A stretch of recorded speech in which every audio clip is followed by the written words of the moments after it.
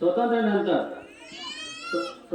भारतीय राज्यघटना ही तयार करण्याचे काम 2 वर्ष 11 महिने आणि 18 दिवस चालू होते.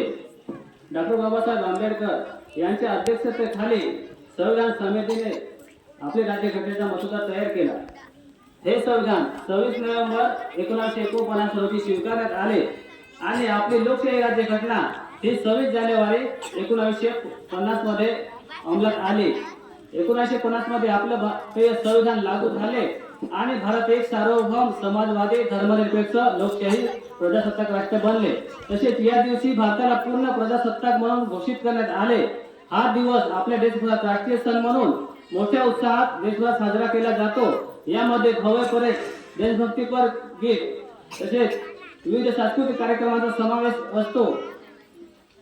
त्यामध्ये झेंडा वंदन करतात, प्रभात फेरी, भाषणे वगैरे करतात. हा दिवस साजरे करण्याचा उद्दिष्ट म्हणजे स्वतंत्र सैनिकांचे बलिदान आणि भारतीय संविधानाचे महत्त्व अधोरेखित केले जाते. तसेच देशाची लोकशाहीचे मूल्यांचे रक्षण करण्याची शपथ घेतली जाते.